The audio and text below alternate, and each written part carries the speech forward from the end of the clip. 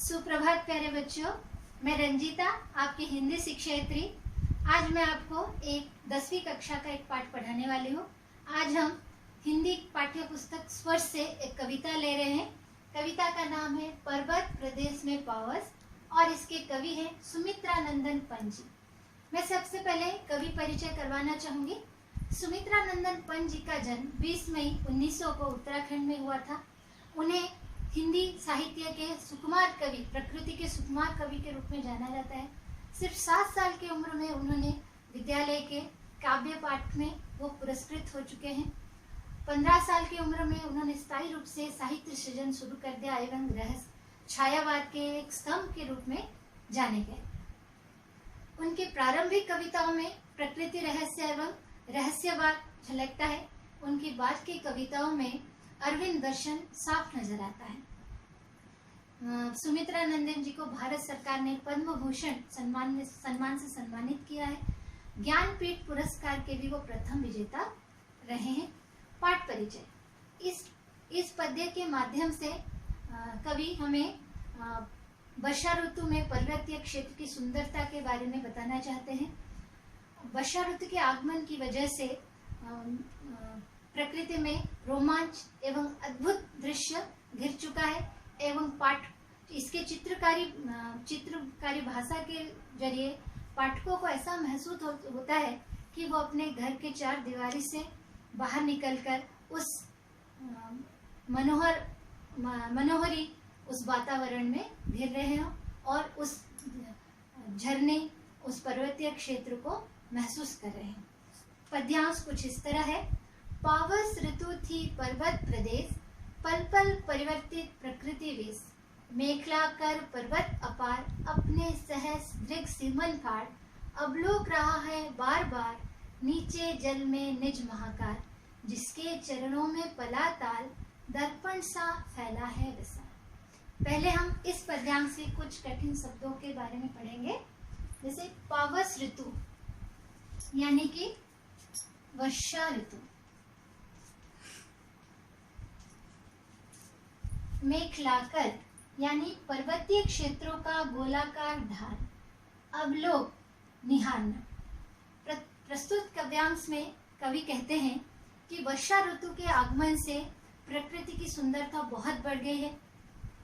ऐसा प्रतीत होता है कि प्रकृति जो है और सुंदर दिख रही है एवं जो पर्वत क्षेत्र जो है, पर्वत श्रृंखला जो है, वो उसमें जो रंग बिरंगे फूल खिले हैं।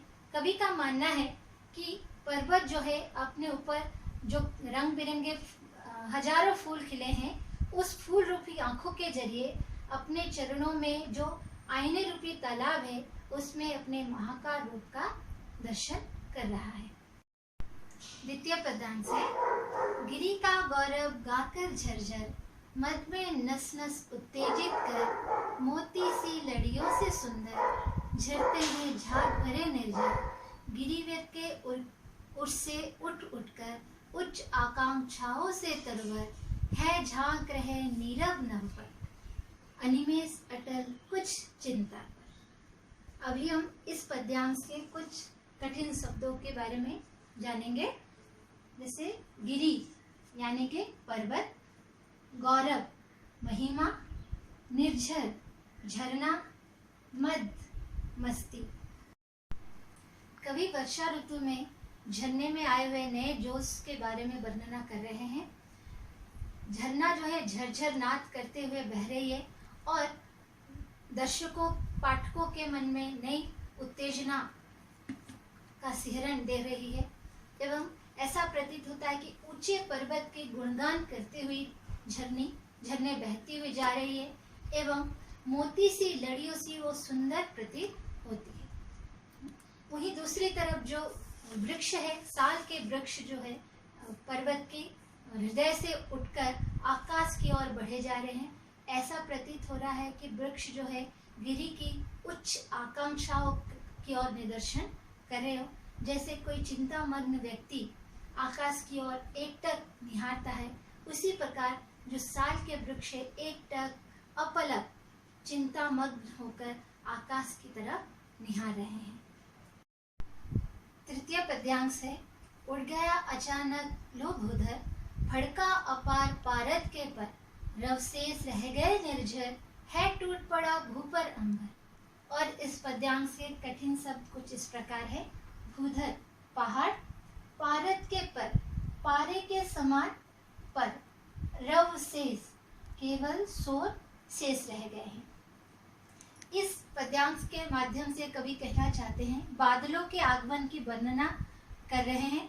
बादलों के आगमन की वजह से धुंध छा गई है एवं दृश्यता ना के बराबर हो गई है। ऐसा प्रतीत हो रहा है जैसे आकाश जमीन पर टूट पड़ा है और कभी ऐसा लगता है कि श्वेत रूपी पारद के पर लगाकर शायद बादल पहाड़ को उड़ाकर ले गए हैं। चतुर्थ पद्यांश है। धस गए धरा में सभे साल, उठ रहा धुआं जल गया ताल, यों जलद ज्ञान में विचर विचर, था इंद्र खेलता इंद्रजाल। और कुछ कठिन शब्दों के अर्थ इस प्रकार है।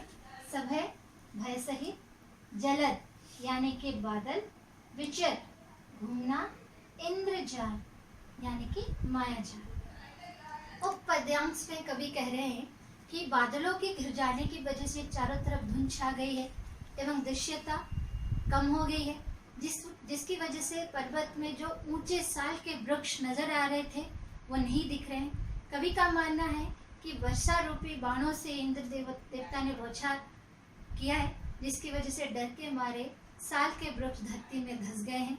कभी ऐसा प्रतीत होता है कि तालाब में आग लग गई है एवं धुआं उठ रहा है। तो प्रकृति का वेश इस तरह पल पल परिवर्तित हो रहा है। इस वजह से कवि का मानना है कि वर्षा के जो देवता है इंद्र, वो विचरण कर रहे हैं, अपने मेघ रूपी विमान में बैठकर विचरण कर रहे हैं एवं अपने जादू की छड़ी से प्रकृति का वेश पल पल परिवर्तित कर रहे हैं। उप पद्यांश में सुमित्रा नंदन पंत जी की प्रकृति की अति सूक्ष्म वर्णना की गई है, वर्णना किया है उन्होंने, एवं इसमें खड़ी बोली एवं संस्कृत भाषा का प्रयोग हुआ है। और कवि ने यहाँ पर अनुप्रास, अनुप्रास अलंकार, पुनराक्ति अलंकार, रूपक अलंकार एवं मानवीकरण अलंकार का सुंदर समावेश किया है। आशा करती हूँ आपको ये पद समझ में आया होगा। धन्यवाद। अपने सेहत का ख्याल रखें और सुरक्षित रहें।